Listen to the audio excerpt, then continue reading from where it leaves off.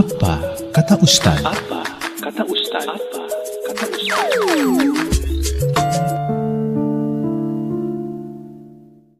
Ustaz, apa yang dimaksud dengan madhab dan bagaimana hukumnya bermadhab? Baik, saya ada bahasan yang khusus tentang hal ini dalam fikih ikhtilaf. Coba kita lihat sebentar ya.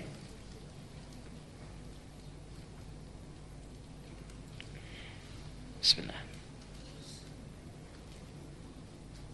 Baik. Bagi yang ingin copy nanti filenya boleh ya. Fikih ikhtilaf itu bahasan khusus untuk membahas hal-hal yang diperselisihkan dalam agama kita. Misal, dalam sholat baca bismillahnya ada yang disirkan, dijaharkan, nggak baca sama sekali, mana yang paling benar. Dalam hal misalnya sholat subuh, ya, ada kunut, ada yang tidak, mana yang harus diikuti. Dalam kita akan sujud, ada yang telapak tangannya duluan, ada yang lututnya duluan, mana yang tepat, ya. Itu bahasanya fikih ikhtilaf. Nah, ini pertanyaannya kita jawab. Apa yang dimaksud dengan madhab? Apakah kita bermadhab atau tidak? Saya ingin terangkan dengan cepat dulu, perhatikan ke sini, Bapak Ibu sekalian. Zaman Rasulullah SAW, beliau diutus untuk menerangkan ajaran Islam. Ya. Diberikan bekal oleh Allah supaya dengan ajaran Islam itu bisa baik, kembali kepada asalnya, diturunkan satu Al-Quran, wahyu yang langsung turun dari Allah. Yang kedua, diberikan kemampuan untuk menafsirkan dan menjelaskan kandungan Quran itu, disebut dengan hadis atau sunnah. Jelas sampai sini? Jadi tugas Nabi menyampaikan Quran, penyampaian ajarannya ini disebut dengan sunnah. Karena itu setiap umatnya wajib untuk beribadah sesuai dengan Quran dan sunnah. Tidak mungkin ngambil yang lain. Ya, tidak mungkin ngambil yang lain. Karena Nabi hanya ditugaskan dua hal ini. Ya. Diturunkan Quran, minta disampaikan. Kemudian yang kedua, dijelaskan. Penjelasannya disebut dengan sunnah. Dalam semua aspek kehidupan. Dalam semua aspek kehidupan. Saya percepat.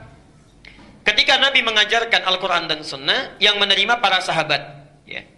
Disebut sahabat ada beberapa syarat, umumnya 3. 1, hidup semasa dengan Nabi. Semasa dengan Nabi, sezaman. Yang kedua, melihat Nabi. Melihat Nabi. Yang ketiga, beriman pada Nabi sampai wafat, sampai meninggal. Ya. Kalau keluar dari 3 syarat ini, maka tidak disebut sebagai sahabat. Contoh, hidup semasa dengan Nabi, beriman pada Nabi, tapi tidak pernah melihat Nabi. Itu tidak disebut sahabat, tidak disebut sebagai sahabat. Ya. Contohnya Uwais Al-Qarni. Ya. Uwais Al-Qarni, luar biasa, orang saleh. Ya. Sudah pernah dengar kisahnya? Di ujung saya kalau belum pernah dengarnya. Uwais Al-Qarni nggak melihat Nabi, hidup semasa dengan Nabi, beriman pada Nabi, tapi tidak pernah berjumpa dengan Nabi, maka tidak disebut sebagai sahabat. Sebaliknya, Musailamah Al-Kadzdzab, hidup semasa dengan Nabi, beriman pada Nabi, melihat Nabi, tapi setelah Nabi wafat langsung mengatakan, saya Nabi baru mendapatkan risalah. Saya ingin berikan pesan yang sangat kuat. Hati-hati dengan tutur kata kita, karena langsung turun ayat Al-An'am 93. Ya. Wa man azlamu mimman iftara 'ala Allahi kadziba. Siapa orang yang paling zalim dibandingkan orang yang sering berdusta kepada Allah? Di antara dustanya, 1, mengaku-ngaku Nabi. Mengaku-ngaku Nabi. Yang kedua, maaf, tidak mengaku Nabi, tapi mengatakan, wahyu turun pada saya, padahal nggak pernah turun. Memang tidak mengatakan, saya Nabi, tapi mengatakan, baru diturunkan wahyu pada saya, tapi wahyu nggak pernah turun. Karena Allah nggak pernah menurunkan wahyu lagi setelah Nabi Muhammad SAW wafat. Maka orang seperti itu, perhatikan, kalau tidak bertobat sebelum meninggal dunia, maka cara meninggalnya itu, perhatikan, Anda bisa saksikan fi ghamaratil maut, saat dia tersiksa akan meninggal dunia, wal malaikatu basitu aydihim, malaikat membentangkan sayapnya, itu akan memukul-mukul dulu wajah sampai bagian belakangnya. Jadi sebelum dicabut nyawanya dipukul-pukul dulu. Yadribuna wujuhahum wa adbarahum, di ayat yang lain akan dipukul-pukul bagian depan sampai bagian belakangnya sampai sulit, merasakan kesakitan luar biasa. Baru kemudian nyawanya dicabut. Hati-hati, hati-hati, ya. Para sahabat menerima Al-Quran dan Sunnah itu jarang sedikit yang menulis. Jarang yang menulis. Tidak ada yang mengkodifikasikan kecuali 1-2 orang saja. Paling menulis di batu, di pelepah kurma dan sebagainya. Kebanyakan menghafal. Masya Allah. Orang Arab itu keistimewaannya itu kuat sekali ingatannya. Sekarang agak berkurang, sulit menemukannya. Tapi zaman Nabi, saya waktu kuliah di Tripoli, ada seorang staf namanya Ustadz Mabruk. Masya Allah. Beliau sudah menginput data ribuan mahasiswa. Saya jalan dengan kawan namanya Mas Bahrus ya. Ketika kami jalan bertemu beliau, ditanya, ya Syekh man hadza? Saya bilang hadza Mahrus, ini Mahrus. Mahrus bin fulan bin fulan bin fulan bin fulan, disebutkan sampai 5 kakeknya ke atas. Dari sekian ribu mahasiswa yang gak pernah lihat wajahnya. Itu keutamaan orang Arab. Ya. Karena itu mereka hafal Quran walaupun tidak menulis. Hafal Qurannya, Masya Allah. Dan hafal di dalam kepalanya. Karena hafalan terbagi 2 ya. Ada hafal di luar kepala, ada hafal di dalam kepala. Ini hafal dalam jiwanya. Saking hafalnya, Masya Allah, salatnya luar biasa. Utsman bin Affan, Pak. Utsman bin Affan. Beliau orang sibuk, pebisnis, selalu merantau keluar masuk Madinah. Tapi dalam sibuknya, jangan tanya wajibnya. Sunnahnya gak ketinggalan. Tahajudnya khatam Quran. Tahajudnya khatam Quran. Umar bin Khattab gak mau kalah. Sehari semalam 4 kali khatam Quran. 2 kali siang, 2 kali malam. Kita ada di mana? Sesibuk apa? Sesibuk apa? Sibuk gak sempat hafal Quran, Masya Allah. Cita-cita paling tinggi masuk surga, surganya Firdaus bersama Nabi. Baca Quran susah. Sini. Kemudian sahabat Nabi SAW meninggal dunia. Sahabat mulai mengajarkan ajaran Nabi kepada para tabi'in. Ya, para tabi'in. Generasi setelah sahabat. Nah, zaman tabi'in ini, kemudian juga ke tabi'ut tabi'in, metode hafalan, ya, itu sudah mulai bertambah dengan catatan, mulai dicatat. Ya. Karena maaf, sahabat saat Nabi meninggal mulai menyebar. Ya. Ali bin Abi Thalib ke Kufah, Mu'adz bin Jabal kemudian ke Yaman. Ya. Ada yang kemudian sampai Sa'ad bin Abi Waqqas ke Nusantara, abad ke-7. Ya. Ke wilayah Barus, 414 km dari kota Medan. Ya. Sampai ke Nusantara, Insya Allah. Sampai ke Nusantara. Karena sahabat ini menyebar, ya. Muawiyah bin Abi Sufyan sampai melakukan perjalanan sampai ke wilayah Afrika, ya, Afrika Utara dengan tukang cukurnya Nabi. Tukang cukurnya Nabi itu wafatnya di Libya, ya. Ada kuburannya di situ. Kemudian Muawiyah, Amr bin As, ya, melakukan perjalanan. Muawiyah bin Abi Sufyan juga, kemudian ada masjidnya di Syria, ya. Artinya keluar wilayah Hijaz, menyebar. Ada yang ke Afrika. Ada yang kemudian Afrika Utara umumnya masuk lewat Libya, sebelumnya Mesir, kemudian Tunisia, ada Maroko, ada Aljazair, nyebrang ke Andalusia, Spanyol sekarang. Perhatikan sini, saya teruskan. Kemudian ada sebagian lagi ke wilayah Persia. Persia bukan Arab, Irak, Iran itu bukan Arab, ya. Ada yang ke Irak, ada yang ke macam-macam. Ada yang selanjutnya dari mulai ke Yaman, Hadramaut, Mu'adz bin Jabal sampai dengan ke Asia. Ada yang ke Asia. Nah, karena negara-negara ini bukan bagian dari negara Arab, sudah menyebar, maka maaf, satu pemahaman terhadap Islamnya nggak sama dengan generasi sebelumnya. Kekuatan hafalannya berbeda. Maka cara mereka belajar dari sahabat untuk menguatkan hafalan dan meyakinkan ditambah dengan catatan. Mulailah mengkodifikasikan ajaran-ajaran Nabi. Jelas sampai di sini? Pelan-pelan. Nah, generasi yang belajar langsung dari para sahabat, tabi'in dan dari tabi'ut tabi'in, langsung belajar dari mereka, kemudian menghimpun, itu dibatasi sampai dengan tahun 200 Hijrah. Sampai tahun 200 Hijrah. Ya. Jadi generasi emas itu, yang menghimpun langsung murni dari sumbernya, sampai tahun 200 Hijrah. Itulah yang dikenal dengan ulama salafus saleh. Ya. Salafus saleh. Di antara salafus saleh itu, yang paling bersinar, yang ingatannya sangat kuat, kemampuan nalarnya tajam, hebat dalam merumuskan, ada 4 orang ulama. 4 ulama. Siapa mereka? Saya percepat. Satu diantaranya Abu Hanifah, ya. An-Nu'man bin Bashir, yang lahir tahun 80 Hijrah, wafat tahun 150 Hijrah. Ya. Beliau berada di daerah Irak, ya, di Irak. Kemudian Malik bin Anas, ya, lahir tahun 93 Hijrah, wafat tahun 179 Hijrah. Itu tinggal sampai meninggalnya di Madinah terus. Di Madinah, tidak pernah keluar. Ini ahli hadis. Ya. Kemudian ada Muhammad bin Idris, kakeknya yang ke-9 namanya Asy-Syafi'i. Dikenal dengan Imam Asy-Syafi'i, lahirnya tahun 150 Hijrah. Abu Hanifah meninggal, yang ini lahir. Bu, ingat Bu ya, ini saya berikan motivasi. Imam Asy-Syafi'i saat lahir, itu lahirnya di Gaza. Di Gaza. Lahir tumbuh, ayahnya meninggal. Tinggal ibunya, Pak. Tinggal ibunya. Punya cita-cita orang tuanya supaya anak ini menjadi ulama besar. Sumber ilmu ada di Mekah, digendong jalan kaki oleh ibunya, digendong dengan alas kaki yang terbatas sampai ke Mekah. Dari Palestina di Gaza ke kota Mekah, kalau pakai bis sehari 2 malam, itu jalan kaki ibundanya. Dibawa tawaf. Ada halaqah ulama didudukan di situ. Setelah mendengar dibawa lagi sampai meninggalnya. Sampai sekarang dikenal sebagai ulama besar. Kalau ada jasa yang luar biasa, itu ibundanya. Bayangkan, tidak ada mobil, tidak ada motor, tidak ada pesawat, perbatasan luar biasa, perbekalannya juga terbatas, dibawa, digendong sampai ke Mekah jadi ulama besar. Antum, para ibu, Masya Allah, kendaraannya ada, motornya ada, mobilnya ada, handphonenya ada, segalanya ada. Kalau dengan semua fasilitas itu belum bisa menjadikan dan mengkadar serta mendidik anak menjadi lebih daripada Imam Asy-Syafi'i, dengan fasilitas apa lagi yang dibutuhkan supaya anak-anak kita dekat dengan Allah? Ahmad bin Hanbal, muridnya Asy-Syafi'i, tahun 164 Hijrah, wafat 241 Hijriah. Nah, Bapak Ibu sekalian, keempat ulama inilah yang kemudian menghimpun, sekali lagi, menghimpun semua ajaran-ajaran Nabi yang disampaikan pada para sahabat, termasuk juga kepada para tabi'in, ditulis oleh mereka di kitab-kitabnya. Nah, ini yang paling penting. Lihat sini.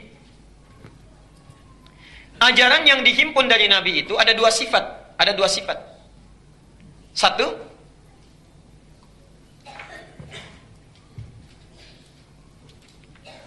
yang sifatnya satu jenis. Jadi dalilnya satu, contohnya satu. Dalilnya satu, contohnya satu. Tidak ada beda, tidak ada ragam. Kalau yang seperti ini, maka kita tidak boleh menyimpang. Tidak boleh menyimpang, tidak usah kreatif. Ya. Artinya apa? Kalau Nabi memberikan satu dasar, satu jenis, satu ragam, dalilnya satu, contohnya satu, itu artinya semua orang, semua umatnya dianggap mampu menunaikannya dengan baik. Contoh, saya ingin bertakbir salat, Nabi hanya mengajarkan, angkat tangannya, baik yang sejajar dengan bahu, ataupun dengan daun telinga, atau memankibaigi, atau dekat dengan kedua telinganya. Ya. Maka rumusnya sederhana, kata Nabi, angkat, letakkan di dada. Angkat, letakkan di dada. Tidak ada rumus lain antara mengangkat dengan meletakkan itu. Karena semua bisa melakukan. Kalau sudah dalilnya satu, contohnya satu, maka maaf, kita tidak perlu kreatif. Ya Allah, masa sama orang saya dahulukan yang kanan duluan, sama Allah kok yang kiri duluan. Ya, sedikitlah agak beda supaya lebih baik dalam pandangan Allah. Allah kanan dulu. Allahu Akbar. Nah, ini tidak perlu dilakukan. Ya Allah, kok nggak enak, salam itu kan artinya berbagi ke kanan, berbagi ke kiri. Kalau berbagi itu kan tidak hanya wajahnya, tangannya juga harus ikut memberi. Assalamualaikum, Assalamualaikum. Sampai kiamat kurang 2 hari Anda nggak akan dikasih. Ya. Jadi kalau contohnya satu, dalilnya satu, kita tidak boleh kreatif. Ya. Kalau menyimpang itu yang dimaksud dengan bid'ah, mengada-ngadakan sendiri, nggak ada dalil, nggak ada contohnya. Jelas sampai sini? Yang kedua, ini yang paling penting, dan di sini sering memunculkan perbedaan pendapat, tapi ada sesuatu yang tidak wajar. Berselisih pada yang tidak diketahui, itu yang nggak wajar. Beragam, jenisnya beragam, ragam jenis. Biasanya kalau seperti ini, Nabi dalilnya tidak hanya satu, contohnya pun beragam. Itu ditunjukkan untuk kemudahan umatnya dalam menunaikan ibadah. Karena umatnya dipandang tidak mungkin melakukan itu kecuali dengan beberapa alternatif. Contoh, Sunan Abu Dawud, nomor hadis 838, dari Wa'il bin Hujr. Dengan yang kedua, nomor hadis 840 dari Abu Hurairah. Ini persoalan tentang, maaf, posisi tangan dan lutut atau kaki saat akan sujud. Maaf, kalau akan sujud itu tangan duluan atau lutut duluan? Tangan dulu, baik. Apa dalilnya? Lutut duluan. Hati-hati, karena ada suami istri tidak tegur sapa, ini kisah nyata. Suaminya langsung yang bilang, suami istri tidak tegur sapa semalaman karena persoalan ini.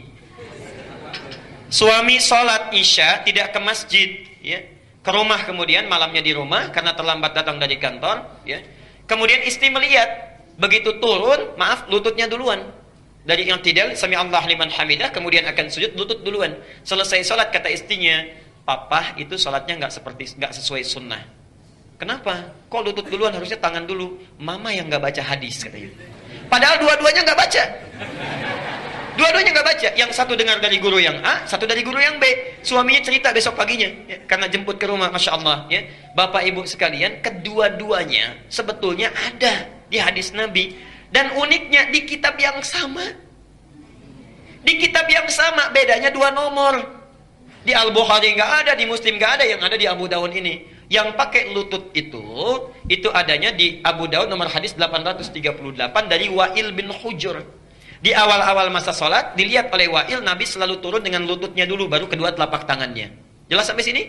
Diambillah pendapat itu oleh Ibnul Qayyim Al-Jauziyah. Menulis beliau buku sifat sholat Nabi. Silahkan lihat ya. Dalam uraian beliau memilih untuk menggunakan lutut. Kemudian yang menggunakan telapak tangan, itu sama di kitab yang sama, beda 2 nomor. Yang meriwayatkan Abu Hurairah. Di akhir masa kehidupan Nabi, beliau selalu sholat mendahulukan kedua telapak tangannya. Maaf kalau sudah agak sepuh-sepuh itu biasanya kan persoalan ya. Di kaki. Ya. Bapak Ibu lebih tahu lah ya. Turun kedua telapak tangan duluan. Ya. Karena itu Abu Hurairah melihat, diriwayatkan kepada kita, dirangkum oleh Abu Daud. Muncul Syekh Muhammad Nasiruddin Al-Albani mempopulerkan riwayat ini karena khawatir orang menganggap hanya boleh pakai lutut saja. Dipilih oleh Syekh Muhammad Nasiruddin Al-Albani riwayat yang kedua. Jadi Anda yang pakai Al-Albani misalnya, bacanya dari situ, lihatnya dari situ, dan judul bukunya sama, Sifat Salat Nabi. Cuma memilih riwayat yang kedua tanpa menyalahkan riwayat yang pertama, karena dua-duanya dalilnya ada. Jadi yang pakai telapak tangan boleh, pakai lutut boleh, yang salah yang kepala duluan.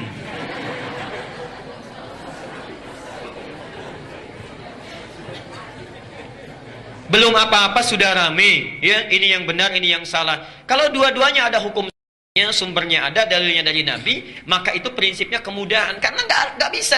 Coba kalau Anda misalnya pilih pakai tangan saja, kalau tangan nggak bisa mau pakai apa coba?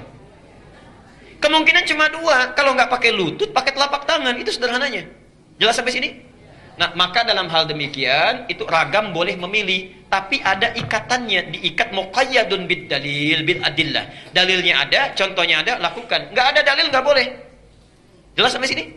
Nah, kedua ini dirangkum oleh 4 bintang ulama ini, dikumpulkan semuanya. Nah, kumpulan semuanya ini, baik yang satu jenis ataupun ragam jenis, disebut dengan manhaj. Manhaj. Ya. Jadi Anda, baik yang sujudnya menggunakan telapak tangan, ataupun menggunakan kedua lutut, manhajnya sama dengan Nabi. Sejalur. Jelas? Ikut manhaj salaf di sini. Orang yang ikut itu namanya salafi. Kalau banyak namanya salafiyun. Ya. Jadi sebetulnya semua orang Islam itu salafi. Semua orang Islam itu salafiyun. Ya. Jadi bukan kelompok tertentu, ya, komunitas tertentu, bukan. Tapi semuanya itu salafi. Nah, istilah-istilah salafi yang muncul sekarang ini sebetulnya itu tren yang ingin mengembalikan kepada ajaran yang ini. Tadinya ada yang menyimpang, maaf, kuburan dijadikan sebagai sesembahan, doa-doanya tidak tepat, kemudian pindah dari orang kemudian kepada hewan. Cuma di Indonesia yang hewan itu jadi kiai, ada kiai selamat gitu kan?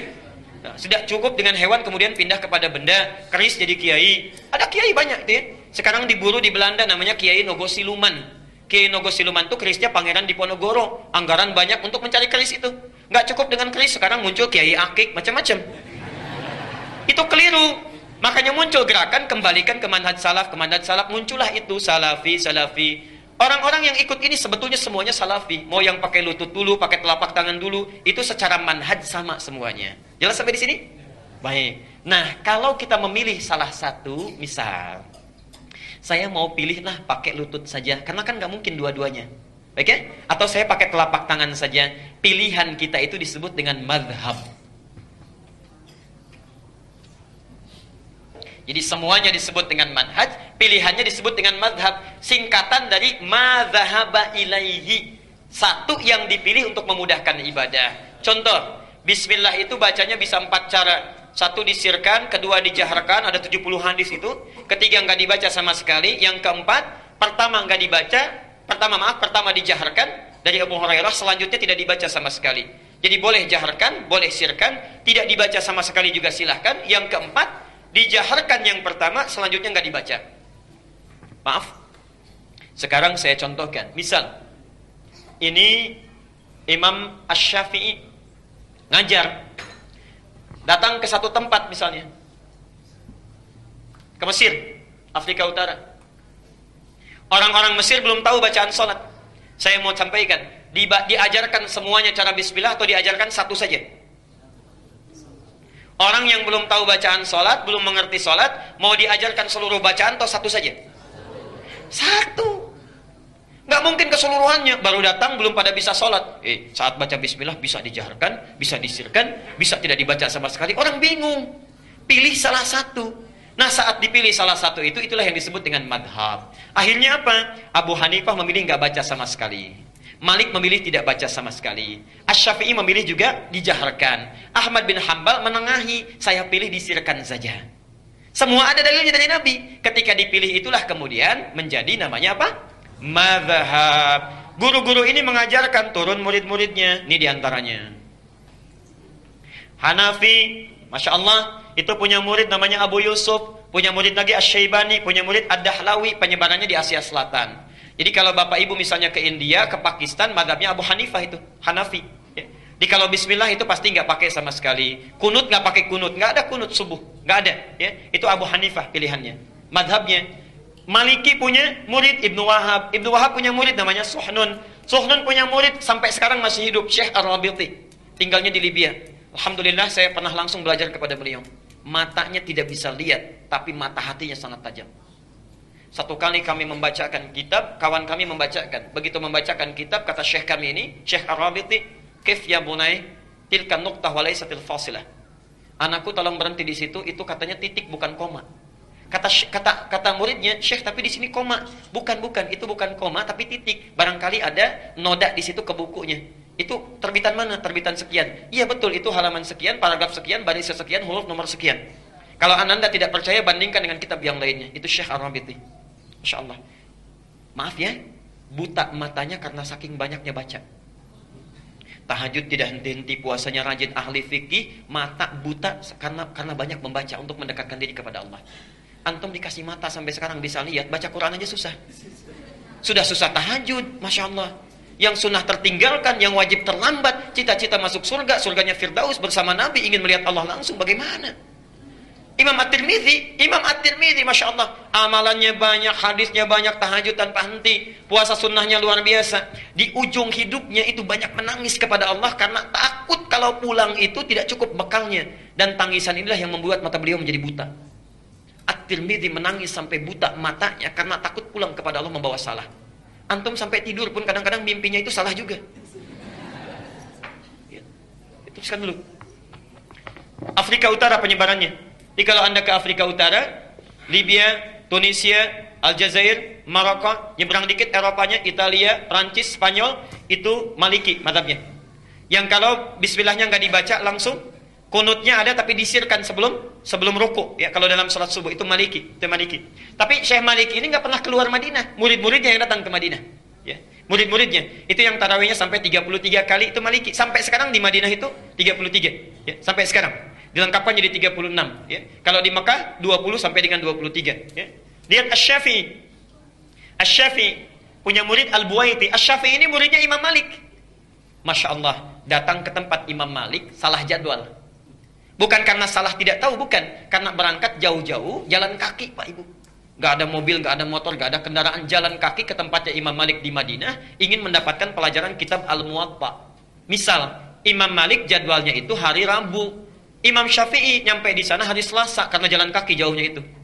Begitu datang ke situ, berdiri, itu sadar beliau, bukan jadwalnya menunggu di depan pintu seharian. Di depan pintu seharian, Masya Allah. Tidak dibukakan pintu karena bukan jadwalnya. Begitu tiba hari Rabunya itu, ya, ilustrasinya, tiba-tiba Imam Malik langsung mengatakan kepada pembantunya, kepada khadimnya, "Iftah," katanya, "ilbab, bukalah pintu itu, di depan sudah ada seorang pemuda menunggu." Padahal Imam Malik tidak pernah lihat. Buka pintu, di depan sudah ada seorang pemuda menunggu. Begitu dibuka, datang Imam Asy-Syafi'i itu, ditanya, ya, "Ada keperluan apa?" katanya. "Punya hajat apa?" Kata beliau, "Saya ingin belajar hadis dari Anda." Kata Imam Malik, "Apa yang sudah kamu punya?" Kata Imam Asy-Syafi'i, "Hafidhul Muwatta." Saya sudah hafal kitab Al-Muwatta.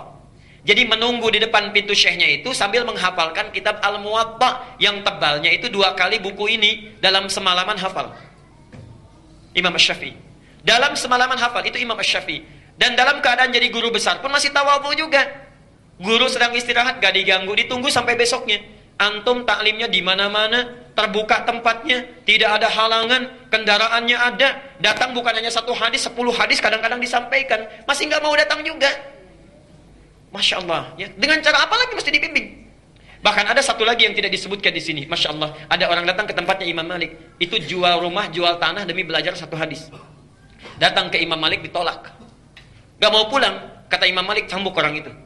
pembantunya, cambuk. Begitu dicambuk sekali, 2 kali, 8 kali. Setelah dicambuk 8 kali, orang ini merintih mengatakan, Anta zalim Syekh, katanya. Kata Imam Malik, kenapa? Saya sudah jual tanah, jual rumah untuk kesini belajar hadis, tapi Anda pukuli saya, Anda zalim. Lalu apa mau kamu? Sesuai dengan jumlah cambukan tadi, berikan saya 8 hadis. Diberikan oleh Imam Malik 8 hadis untuk membayarnya. Kata orang tadi, Syekh kurang, tolong cambuk lagi sebanyak-banyaknya. Tolong cambuk lagi sebanyak-banyaknya. Orang mau ngambil hadis 8 saja, mau dicambuk dulu. Antum datang ke sini saking mudahnya, dikasih air minuman juga, disediakan snack juga kalau malam Jumat, belum mau juga belajar, dengan cara apa lagi? Cita-cita masuk surga, surganya Firdaus bersama Nabi, ingin melihat Allah tanpa hijab, Masya Allah. Punya murid namanya Al-Buwaiti, Buwaiti punya murid namanya Al-Bukhari. Jadi Imam Al-Bukhari yang nulis kitab Sahih, ya, Sahih Al-Bukhari itu muridnya Al-Buwaiti, mazhabnya Syafi'i. Kemudian Wahbah Az-Zuhaili, saya pernah bertemu beliau di Tripoli, ya. Ini orang Syria, sampai sekarang masih hidup. Di antara karyanya Al-Fiqhul Islami wa Adillatuhu, ya. Wahbah Az-Zuhaili, penyebarannya Asia Tenggara banyaknya, umumnya Asia Tenggara. Kemudian Ahmad bin Hanbal Hambali, punya murid namanya Al-Asram, punya murid lagi Syekhul Islam Ibnu Taimiyah, ya, itu Hambali. Kemudian Ibnu Qayyim Al-Jauziyah sampai berakhirnya di Syekh Al-Albani. Penyebarannya di Teluk, ya. Sekarang di Saudi Arabia, misal di Uni Emirat Arab, di Qatar, itu umumnya mazhabnya Hambali. Yang kalau salat bismillahnya disirkan, ya nggak ada kunutnya kecuali nazilah dan sebagainya, itu Hambali. Jelas sampai di sini? Nah, Indonesia apa?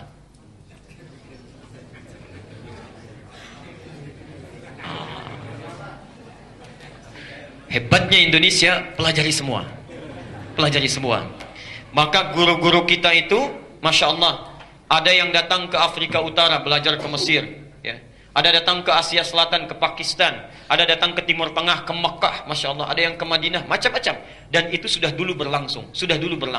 Dipelajari keseluruhannya. Saya berikan contoh misalnya, orang Surabaya belajar ke Mesir.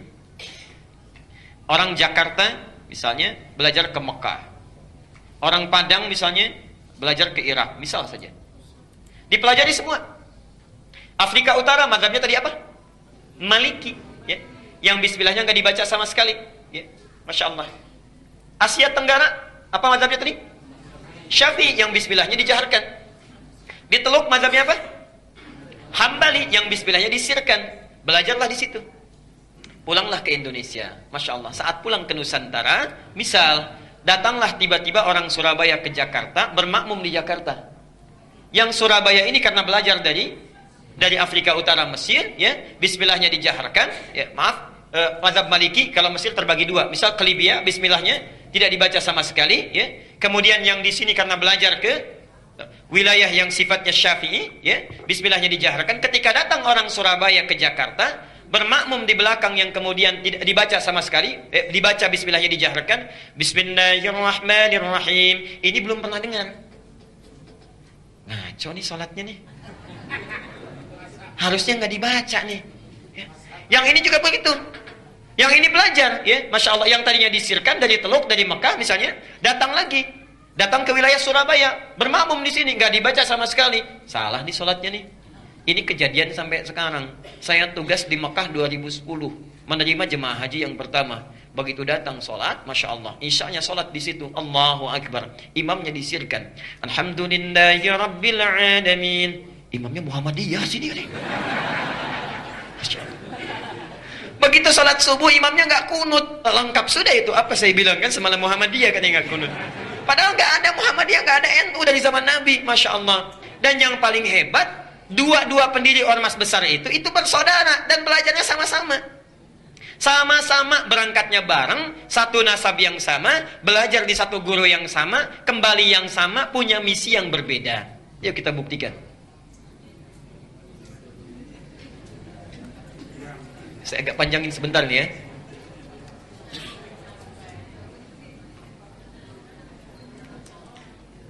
Satu, namanya Kiai Haji Muhammad Hashim Al-Ash'ari. Muhammad Hashim Al-Ash'ari. Kemudian nanti mendirikan Nahdlatul Ulama tanggal 31 Januari tahun 1926. Kedua siapa namanya?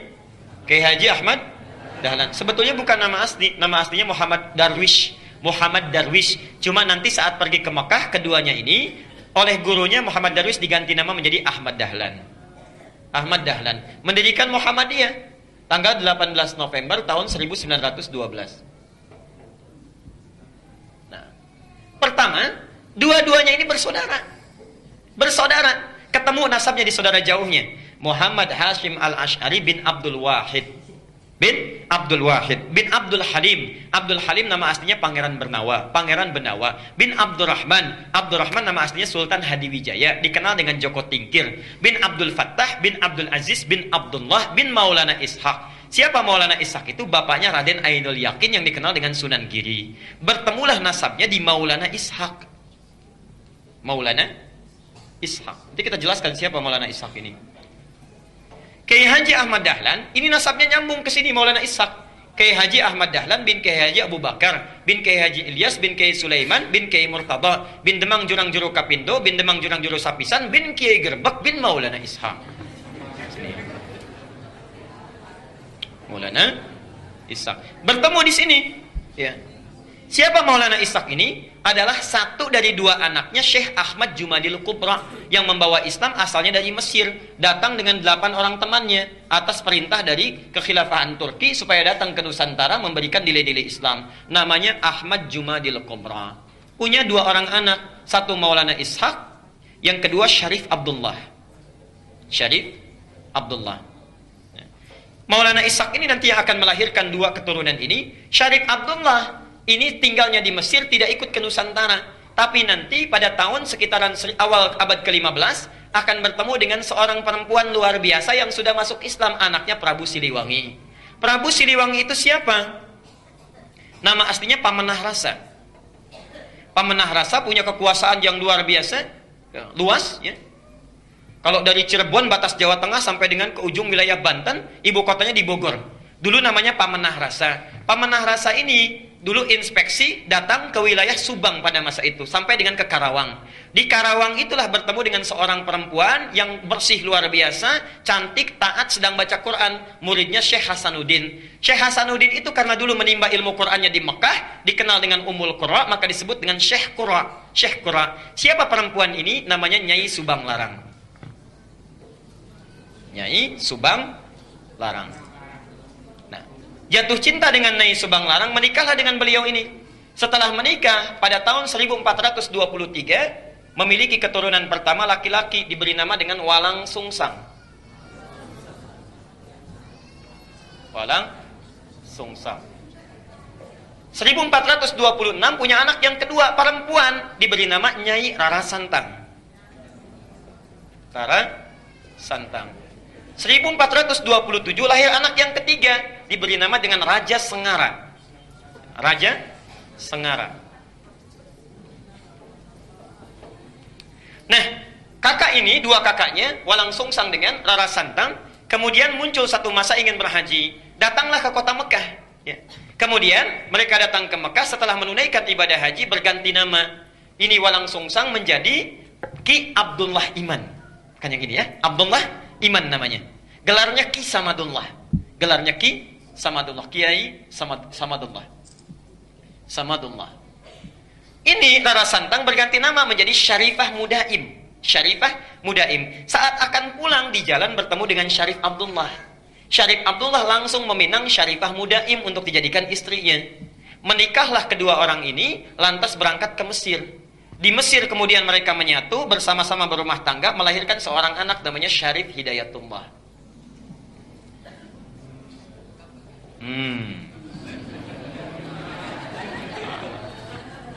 20 tahun belajar di sini, belajar dengan Syekh Ibnu Athaillah Al-Iskandari, belajar dengan ulama-ulama besar, sampai setelah matang kembali dia akan menengok kakeknya datang ke Prabu Siliwangi. Ya.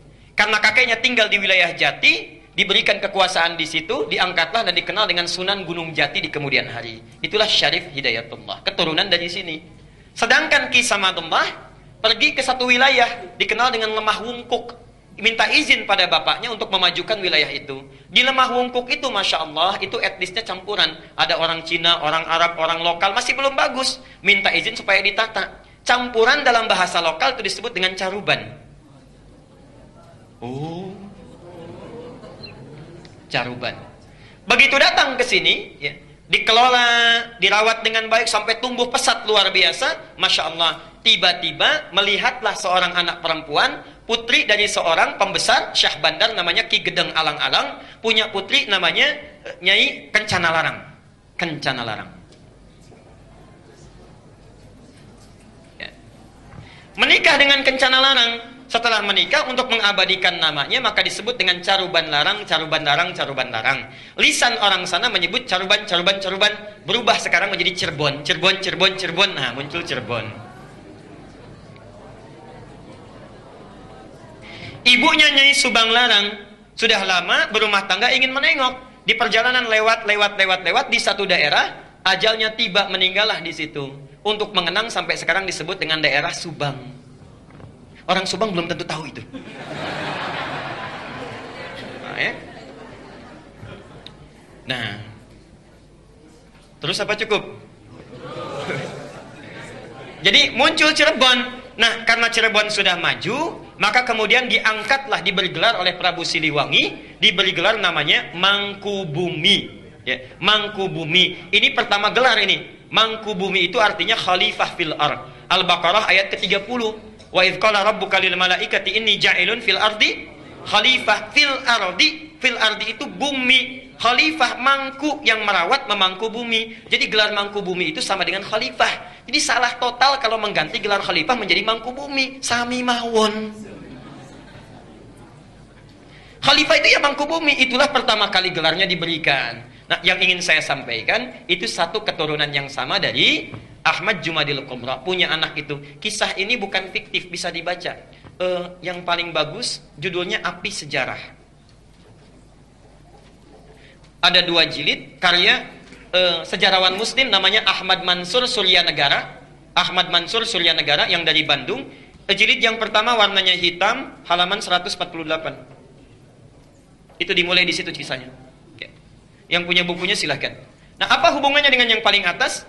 Kiai Haji Ahmad Dahlan, Kiai Haji Muhammad Hashim Asy'ari itu berangkatnya bareng, satu keturunan, berangkat bareng. Di Mekah itu berguru pada seorang ulama besar, alim luar biasa dari Minangkabau, namanya Syekh Ahmad Khatib Al-Minangkabawi. Syekh Ahmad Khatib Al-Minangkabawi. Ada juga yang menyebutkan riwayat dari Sambas, Syekh Ahmad Khatib As-Sambasi. Belajar dari situ, setelah selesai, dua-duanya punya keunikan. Kiai Haji Ahmad Dahlan itu senang sekali praktek. Ya, tidak terlalu banyak teoritis. Langsung praktek. Begitu pulang ke Nusantara, langsung mempraktekkan ajaran-ajarannya, membuat persyarikatan, kemudian persyarikatan Muhammadiyah. Muhammad itu nama Nabi, Yah itu nisbah, mengikuti. Jadi ingin memperbaiki keadaan seperti sesuai dengan Nabi. Bikin rumah sakit, bikin sekolah, dan sebagainya. Praktek dakwah. Kiai Haji Hashim Asy'ari, Muhammad Hashim Al-Asy'ari, Masya Allah, beliau itu senang nulis kitab. Beda dengan Ahmad Dahlan. Menulis kitab sampai ada 19 karya beliau dihimpun di satu kitab besar. 19 kitab. Dari mulai pertama adab dalam menuntut ilmu, kedua risalah Ahlussunnah wal Jamaah, ada kitab An-Nurul Mubin fi Mahabbati Sayyidil Mursalin, sampai 19 kitab. Masya Allah. Jadi akan menyeimbangkan, saudaranya praktek, yang satu memberikan teorinya. Itu asalnya. Dan kalau Anda baca buku aslinya, kitabnya, Masya Allah, itu sama persis, gak ada bedanya. Aliran-aliran menyimpang yang ditanya jawab disebutkan sama sekali. Misal, risalah Ahlussunnah wal Jamaah buka halaman ke-9. Faslu awal zuhuril bid'ah fi ardi Jawa wal mubtadi'ina fiha. Pasal menerangkan tentang awal munculnya bid'ah di tanah Jawa dan siapa tokoh-tokohnya. Bid'ah yang dimaksudkan bukan fikih tapi akidah. Halaman ke-10 paragraf yang kedua, baris 1 sampai dengan baris yang ke-4. Silahkan lihat. Wa minhum rafidhiyuna. Di antara aliran bid'ah itu adalah Syiah Rafidah. Syiah, ya. Beliau langsung menyebutkan, bukan saya. Beliau langsung yang menyebutkan. Asalnya semua sunni, kata beliau itu. Semua sunni. Cuma terjadi di tahun 1333 Hijrah, sama dengan 1909 Masehi. Datang tiba-tiba entah dari mana, ada satu aliran disebut dengan Syiah. Pekerjaannya, yasubbuna sayyidana Abu Bakrin wa Umar radhiyallahu anhuma. Seringkali mencela 2 sahabat Nabi, yaitu Abu Bakar dan Umar. Disebutkan dalilnya, hadisnya. Kemudian halaman yang ke-11-nya, wa minhumul abahiyuna, ada aliran kepercayaan abal-abal, abahiyun, semua boleh. Siapa mereka? Yang merasa dekat dengan Allah, wasafa qalbuhu, hatinya merasa sudah bersih, jernih. Sehingga kalau sudah bersih jernih itu tidak berlaku ketentuan dan larangan. Jadi kalau nggak sholat pun nggak apa-apa karena sudah dekat dengan Allah. Gelarnya tinggi, Pak Kiai. Pak Kiai kok nggak sholat ya? Kan sudah adzan. Jasad bapak bersama adik, tapi roh bapak sedang sholat. Nah itu diantara yang kacau itu ya. Jadi larangan nggak berlaku karena sudah dekat dengan Allah. Ini penyimpangan langsung disebutkan di Quran surah ke-2 ayat 80 Al-Baqarah. Ya. Ada lagi aliran yang reinkarnasi tanasukhil arwah, ya. Bahkan ada jahlatul mutasawwifah, orang sufi yang paling bodoh. Disebutkan oleh beliau. Siapa itu? Itu yang mengaku menyatu dengan Tuhan. Allah sudah menyatu dengan dirinya manunggaling kaulah Gusti. Siapa kamu? Saya adalah Allah. Allah sedang apa? Allah sedang makan. Nah, itu sudah lain. Jadi itu diantara kitab-kitab beliau. Nah, jadi tidak ada bedanya. Kisah yang terakhir yang ingin saya tutup, satu kali muridnya Kiai Haji Hasyim Asy'ari itu berkunjung ke Kauman ke Jogja. Karena Ahmad Dahlan pulang ke Kauman, Hasyim Asy'ari pulang ke Tebu Ireng ke Jombang. Datanglah dari Jombang itu, kemudian ke wilayah Kauman, dilihat di situ. Kok ini beda ya katanya. Balik lagi ke Tebu Ireng. Syekh katanya, itu ada aliran di Kauman yang menyimpang. Bagaimana caranya? Begini. Siapa orangnya? Namanya sekian. Ciri-cirinya bagaimana? Seperti ini. Itu bukan menyimpang. Itu saudara saya. Bantu sana balik lagi. Masya Allah. Ketika membantu balik lagi, kemudian sampai di situ berumah tangga, punya anak namanya Ahmad Azhar Bashir. Sampai kemudian jadi pimpinan pusat Muhammadiyah. Yang digantikan oleh Amin Rais, digantikan oleh Syafi'i Ma'arif, digantikan Din Samsudin. Agustus nanti mau muktamar itu. Ya, mau diganti lagi karena sudah 2 periode. Saya baca itu. Jadi saya tahu itu, ya. Sama juga NU juga begitu, sama sampai sekarang sampai Akil Siraj, ya. Hasyim Muzadi digantikan Akil Siraj, sekarang mau nyalon lagi yang kedua itu, ya. Jadi insya Allah baca. Dengan membaca itu menambah wawasan kita, jadi paham, bersikap kita bijak. Saya semua dibaca, walaupun yang dibaca itu tidak semua harus diamalkan. Saya baca, informasi saya baca. Bapak Ibu mau tanya apa saja, insya Allah kalau tahu saya jawab. Tanya musik, saya nggak pernah main musik, saya nggak suka. Dan bukan bagian dari hal yang penting. Tapi teorinya saya hafal. C, D, E, F, G, A, B, C, G, A, B, C, D, F, G, D, F, G, A, B, C, D, A, B, C, D, F, G, A, E, B, C, A, B, C, E, B, C, F, G, A, B, B, C, B, C, C, B, C, saya tahu itu. Ya. Jadi bersikap dengan baik. Saya kira kita cukupkan dulu ya untuk hari ini karena kita harus berpindah tempat juga. Jadi barangkali itu materi kita untuk hari ini.